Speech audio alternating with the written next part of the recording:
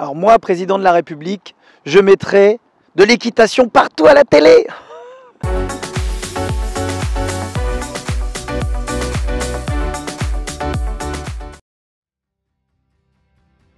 Eh bien, on prépare sans se mettre trop la pression quand même, parce que c'est vite fait finalement de vouloir tout changer et tout bousculer.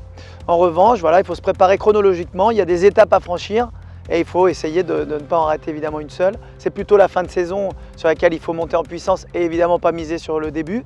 Alors si on gagne toutes les épreuves, c'est bien, mais évidemment, il vaut mieux pour être sélectionné, faire les meilleures performances plutôt vers la fin de saison. Alors si, j'en ai une que j'ai jamais racontée, c'est que en fait on va à la plage de Copacabana, on est arrivé une quinzaine de jours avant, et donc Thierry Touzin et Michel Asseret avaient décidé de nous amener à la plage pour montrer. Donc on était allé voir le Christ Rédempteur, on était allé voir pas mal de monuments là-bas, et dont Copacabana bien sûr. Et là il y avait de la vague, et donc on décide d'aller se baigner, on demande si on peut aller se baigner bien sûr.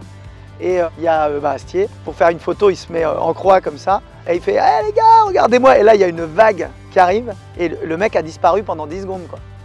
Plus là, et on commençait à baliser vraiment. Après il est ressorti, il avait rien, il est ressorti 10 mètres plus loin, mais et Thierry il a dit tout de suite, il a dit ouais vous arrêtez, sortez de l'eau et tout, il est comme un fou. Alors on arrête, c'est fini les gars, ça suffit. Alors j'ai Punch ici à Bordeaux qui va très bien, il a 17 printemps. C'est un cheval qui est très résistant, qui aujourd'hui semble inoxydable, il ne vieillit pas. J'ai encore fait le stage d'équipe de France en vue de Tokyo avec lui, encore une fois, avec Thierry Pommel au saut d'obstacle et avec Serge Cornu au dressage. M'ont dit il est incroyable, de volonté, de bien, il est bien dans son corps. Et ensuite j'ai Triton Fontaine qui lui est dans le groupe 1 et qui va très bien, on va mettre en route dans le Grand National à Saumur début mars. Et puis voilà, on a vu avec l'Antenne Nationale de faire déjà les 2 premières épreuves. Donc ça sera Saumur et Pompadour. Et ensuite on verra en fonction des performances, de ce que lui veut voir, où on ira peut-être vers les Coupes des Nations, peut-être sa chapelle ou des concours comme ça. Et cette année je suis très content aussi que Vittel a repris du service, c'est un concours superbe. J'ai essentiellement Punch qui fait ça, puisqu'il fait ça de main de maître, puisqu'il a toutes les facultés nécessaires pour pouvoir faire ce genre de sport. Sachant qu'il est capable d'aller très vite et très longtemps sur les crosses, les plus grands crosses du monde, et également très maniable et très explosif tout en étant très respectueux. Évidemment au niveau de la franchise, je ne vous parle même pas, parce qu'il est même dans ma tête, ce qui fait qu'il faut que je fasse attention, parce que je me dis un jour il va tourner avant l'obstacle. Si je pense qu'il faut tourner à droite après, je me dis un jour il va tourner avant. Il faut que je sois hyper vigilant, parce que là déjà à Paris il a sauté dans les fanions partout. On s'est foutu un peu de moi en disant mais il y avait un concours non, de celui qui faisait tomber le plus de fanions, parce qu'il vient au ras quoi, vraiment de tout, il rogne le moindre millième. Donc pour ce cheval, ça a été fait pour lui vraiment, il prend beaucoup de plaisir. Là il arrive ici de plus en plus calme, il mange tranquillement, là il est derrière nous là-bas et il est en train de brouter de l'herbe, vous voyez, donc ça apporte, on va dire, déjà sportivement parlant, beaucoup de contrôle, beaucoup d'intensité, etc. Et ça peut toujours servir, et de la franchise, on va dire de la franchise au dernier moment.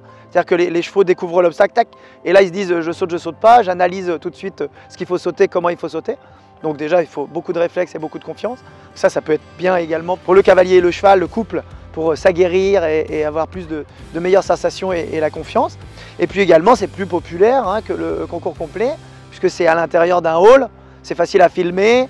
Il y a, là par exemple, il y aura plus de 7000 personnes dans les gradins, c'est complet depuis je sais pas combien de temps, enfin je veux dire c'est quelque chose de très populaire.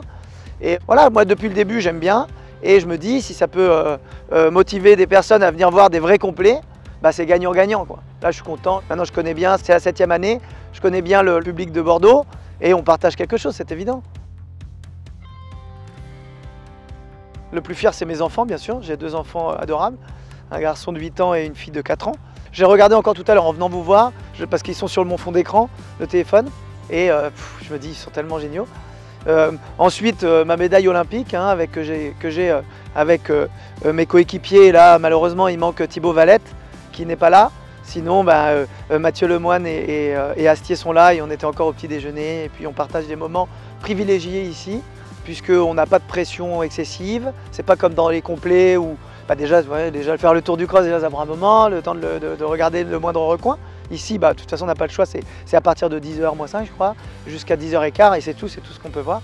Donc voilà, le reste du temps, on est ensemble, on se rappelle des anecdotes, on s'apprécie évidemment énormément, ça nous a énormément rapprochés. Et je suis très fier d'eux et de cette médaille, bien sûr. Entre guillemets, le petit déjeuner parfait. Un peu de pain, de fruits, enfin tout ce qu'il faut pour avoir un petit déjeuner, ou c'est rituel, c'est un bien grand mot. Là, c'est plus facile parce qu'à l'hôtel, il y a all inclusive pour le bien-être. Moi, j'ai déjà 44 ans et j'ai envie de durer encore longtemps. Donc, je prends soin de mon corps. Faudrait demander aux autres, parce que moi, franchement, je ne saurais pas quoi dire. Je sais pas. La joie, il y en a, ils m'appellent pas mal la joie.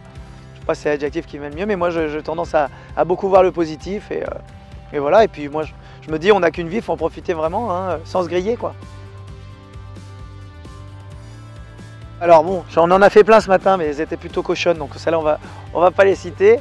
Alors, il y a une blague qu'aime bien mon fils, qui est l'histoire de la grenouille à grande bouche. Elle se balade dans la forêt, elle rencontre un lion. Elle dit, t'es qui toi? Bah, moi je suis le lion, le roi de la forêt.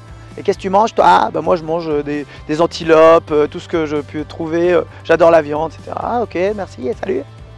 Et elle continue, elle rencontre un serpent. Et elle lui dit, t'es qui toi? Moi je suis le serpent. Tu fais quoi toi? Bah, moi je me balade, je cherche des proies. Et tu manges quoi toi? Bah, moi je mange des grenouilles, mais surtout celles qui ont des grandes bouches. Ah bon, il y en a beaucoup par là, t'en as vu toi?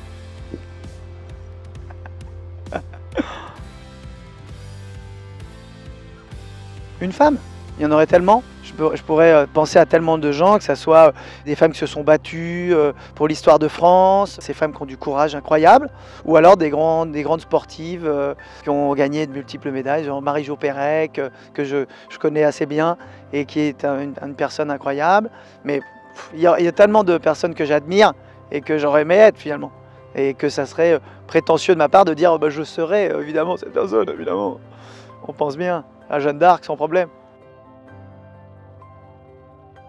Ah bah c'est une super question auquel je vais pouvoir répondre, puisque... ah bah non, ah bah je veux bien faire quelques bons, mais je vais pas le faire le maximum, ça va durer trop longtemps.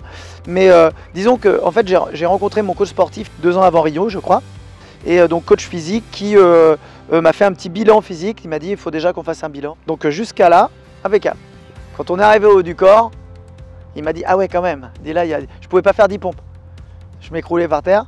Et il m'a dit, là, il y a un vrai problème. Comment on peut avoir autant de décalage du haut du corps et du bas du corps? Il m'a dit, c'est très mauvais pour le corps, déjà. Il ne faut pas avoir autant de décalage. Si tu es musclé d'un côté, il faut être aussi musclé de l'autre. Donc, il va falloir qu'on essaye de réorganiser tout ça. Et donc, des pompes, aujourd'hui, je peux en faire 30. J'en suis assez fier, même si Astier me pulvérise généreusement. Hein, mais bon, il ne fait pas la chaise aussi longtemps.